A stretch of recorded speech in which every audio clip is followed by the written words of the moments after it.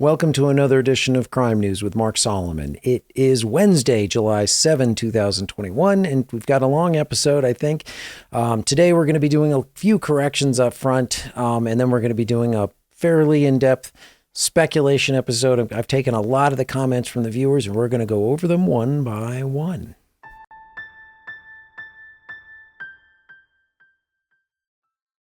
But before we get to that, don't forget to click subscribe with a like and the little bell to be notified of future videos. If you like this video, the next one might be even better. You never know. Click the bell and you'll find out. First, I'm going to do, this is the Lori Vallow, Chad Daybell case, and I want to kind of go over some corrections.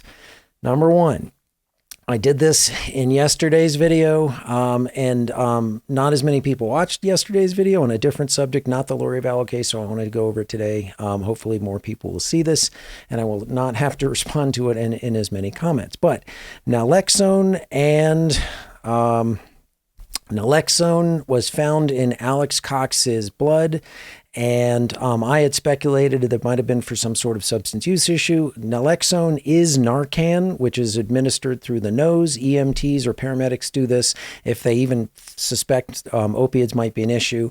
It's also the same active substance in naltrexone, which is also called Suboxone. I don't think that's what he was taking. I think this was administered by the EMTs, and this has absolutely nothing to do with the cause of death. That's pulmonary embolus, which brings us to number two. At least once or twice I've said in previous videos that Alex Cox died of pulmonary edema. I misspoke. Not an expert. I'm going over this in my third correction, but when I say pulmonary embolus, that's a blood clot. Now, Narcan can cause pulmonary edema, and I was making some analogies, and I think I made that confusing, and I hope I've cleared that up. Alex Cox died of a pulmonary embolus, that's blood clots, but there was some speculation that he also had some pulmonary edema, which was in the form of pink frothy liquid coming from his mouth, and someone else had commented that they thought that was coming from Tammy Daybell's mouth too, which somewhat links those two deaths. I haven't seen that in anything official, so when I say that he died of pulmonary embolus, I mean pulmonary embolus, and if I accidentally say edema, I apologize. I'm not an expert, and it's a slip of the tongue, and I misspoke.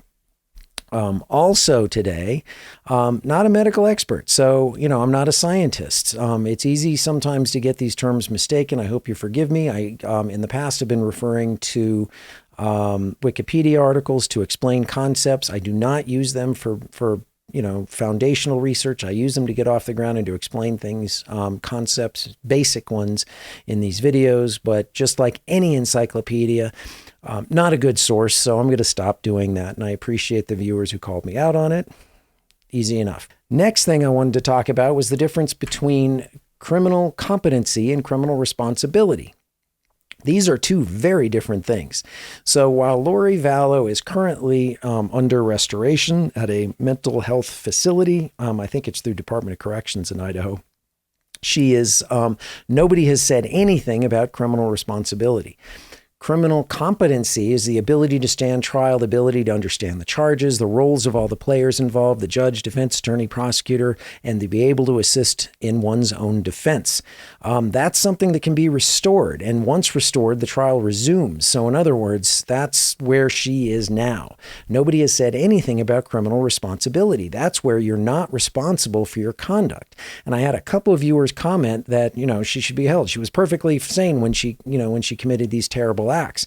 And nobody said she wasn't. So if somebody said, like, through schizophrenia, they don't understand reality from not, because of some sort of mental disease or defect, and the standard is different in every state, then you can be held not responsible. And that's where you get, and again, varies in different states, but that's where you get things like not guilty by reason of insanity. Some states, I know I had a viewer comment that in Idaho, there's guilty by reason of insanity. We're not going into that today. I just wanted to make sure everybody understood that this is not the case for Lori Vallow. Nobody has ever said that she was not responsible. That's where you literally don't get tried for your crimes, because they're not crimes if you're not responsible for what you did.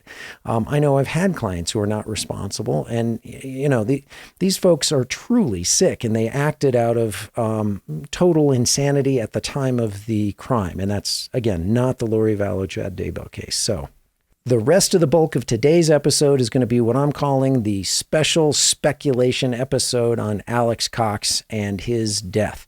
So let's go ahead and just get a deep dive into that. I've had so many comments. Let's just go ahead and start with eyedrops. A lot of people had said Visine, even glaucoma, Visine. Here I've got one that says, another one, Visine. Let's take a look at what I have found in regards to whether or not eyedrops might have caused Alex Cox's death. Now, remember, Alex Cox died of pulmonary embolism, blood clots in the lungs. He had a lot of other symptoms, but let's go over this. Cardiovascular effects of commonly used ophthalmic medications. This is a 1994 article. And again, everything that I quote and link to today is going to be in the description below. So if you want to read these yourself, you can. So let's take a look at what that does cause. Now, I've gone through this article, and there is absolutely nothing about blood clots. Not one thing. But when we talk about cardiovascular effects, I mean, it can cause other problems that Alex Cox didn't have. And essentially, this is a medical article that I found. It's Tetrahydrozoline poisoning. And, where is it found? Icene, geni, murine, tears, Opticlear, tizine, Visine. And often these things are taken not just through the eye, but also ingested as in drinking them. And they caused altered mental state, coma, difficulty breathing, blurred vision, changes in blood pressure, pupil size, faster, slow heartbeat, headache, irritability, low body temperature, nausea, vomiting, seizures, and weakness. So a lot of these symptoms do fit what were reported, what Alex Cox was reported to have having before he died. But again, the autopsy report, the medical examiner said bilateral pulmonary embolus, and that's not this. So I'm just going to have to say, sorry, I just don't think eyedrops were involved, or at least not by themselves. Next thing we're going to talk about, somebody mentioned antifreeze. Antifreeze poisoning is something completely different. When we talk about antifreeze poisoning, the symptoms of that are headache, fatigue, lack of coordination, grogginess, slurred speech, nausea, and vomiting. So, he did have that lack of coordination, grogginess, slurred speech, nausea, and vomiting. But again, not the blood clots in his lungs. And talking about other sorts of just off the wall poisonings that I did find at the same time, what can cause pulmonary thrombosis caused by a toxic cyanobacterial peptide. I did as much research as I could to find out what the heck this is. Not generally occurring and not readily available. So I think this is a red herring. And here, this is the other thing I just want to point out. A lot of these things that do cause pulmonary embolus that I found are what are called atypical, as in this is not usually what happens, which is why it made a medical article. In other words, this is not usually what causes this. It did this time, so I'm going to write a paper about it. And so everybody knows it's possible, but atypical, meaning not likely. There was another thing I found, carbon monoxide poisoning. Somebody else had mentioned carbon monoxide poisoning. I couldn't find that comment. But again, an interesting case of pulmonary emboli, acute carbon monoxide poisoning. And when we looked at what actually happened here, found in an unconscious the morning of poor ventilation, rare presentation of deep vein thrombosis, pulmonary emboli, and possible tissue necrosis, and they treated her with heparin, as in a blood thinner, and warfarin, that's the Oddly enough, that's the rat poison that causes bleeding, right? But in this case, it's an anticoagulant, and it caused improvement. And in the presence of the emboli, should be thought patients with carbon monoxide poisoning. So in other words, again, this is an interesting cause, not something that generally happens. So again, I'm going to have to say this is not likely to be something which caused Alex Cox's death. So moving on, we talked about different poisons coming from plants. Now, plant poisons are all over the map, okay? So what I did was I took some of the ones here and I tried to either prove or disprove them. Now, I'm not going to try to pronounce that one. Second comment, it's the, Araceae family, which is the Xanthosoma sagifolium. It's not what caused his death. And here's why. All the parts of the plants are poisonous. Leaves can be devoid of toxin. And when I looked at this, the plants containing oxalate crystals and histamine releasers, and there's a long list of them, skunk cabbage, calla lily, wild calla, jack in the pulpit, a whole slew, long list. Again, links are in the description. Caladium plant poisoning. And the symptoms of that are burning in the throat or mouth, damage to the outer layer of the eye, diarrhea. Again, that was one of his symptoms. Eye pain, hoarse, difficulty speaking, increased salivation, nausea, or vomiting. Again, he did have that, but nothing about pulmonary embolus. So it feels like a great thing. I watched Breaking Bad too, and Lilies of the Valley caused some problems. And while we're at it, I also looked at, Xanthonia sagifolium, also known as elephant ear. And when you look at the elephant ear poisoning, again, diarrhea, nauseousness, red pain, severe burning, swelling of the tongue. But let's, and again, nothing about pulmonary embolus. But this was my favorite theory. Castor bean poisoning. So you watch Breaking Bad, he developed castor beans into ricin, and that's how it was kind of a recurring theme in the TV show. And so here we've got these castor beans. What does that mean, and how could that have been a problem? And the answer is, with just castor beans, probably not. If you refine them into ricin, obviously that's a highly concentrated poison. But just the castor bean poisoning here, recent experience with 2 cases provides added insight into the expected course of toxicity. In both cases, repeated vomiting, diarrhea, and elevated serum creatine occurred. Dehydration was much more pronounced. Both patients recovered uneventfully. Other reported manifestations of castor bean toxicity: hepatic necrosis, as in problems with the blood, renal failure, erythrocyte hemolysis, convulsions, and shock. And when we look at what this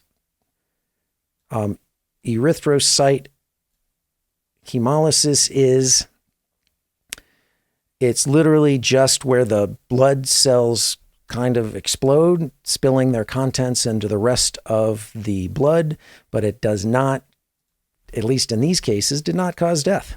So yeah, I think that's a dead end too.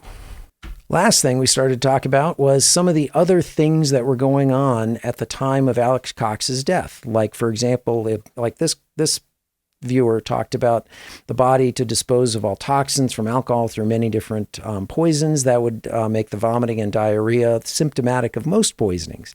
Absolutely. And that's probably one of the symptoms that I've figured out in all of these things, or not figured out. This is probably one of the symptoms that I found in just about all of these poisons. However, one of the things that keeps coming up too is that both Alex Cox and Lori went to Mexico, and could they have gotten something there? Or somebody else said, here we go, Hawaii pufferfish can even kill. Again, coming back to the tetrodotoxin that is found in the blue ring octopus and in pufferfish. And, the blue ring octopus not found in Hawaii, but someone else pointed out that there are a lot of people from Japan that come to Hawaii. Absolutely. Could this tetrodotoxin have been gotten online or from Mexico or any of these things? Probably. But again, remember, The tetrodotoxin is a neurotoxin, which does not cause pulmonary embolus either. So in other words, this is a way that he would have been killed, but it's not something which would have caused the manner of death which Alex Cox died of. Let's take a look at a second at the timeline of all these deaths. This is really important.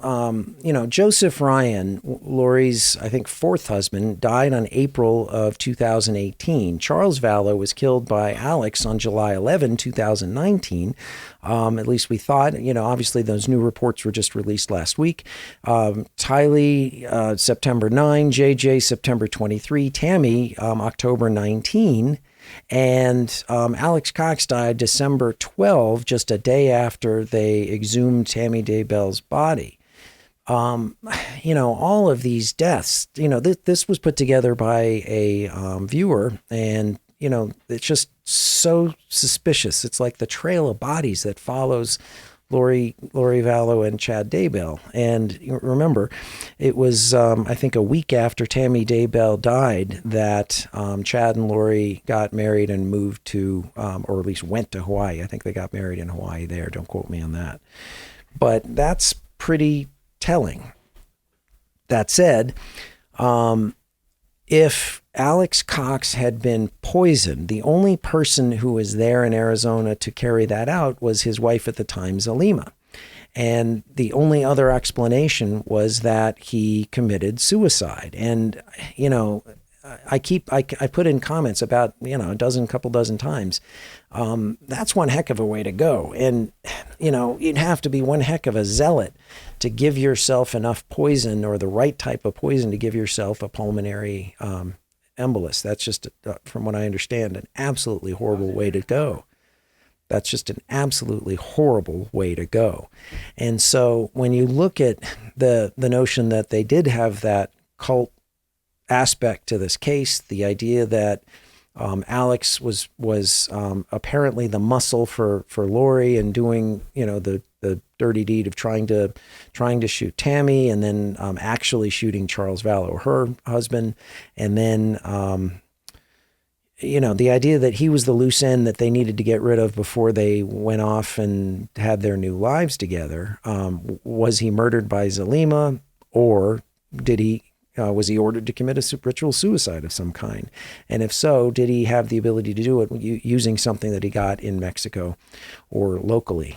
So I don't think I have any answers for you, but I definitely wanted to address those concerns. The comments that I've been getting from the viewers have been just really, really in depth, have been very thoughtful, and I wanted to be able to take some time, number one, let you know I'm reading them, and number two, some of the ones that I've seen, I just don't think those are possible. I appreciate your thoughts and your insight, but I don't think any of those other speculations carry that much weight.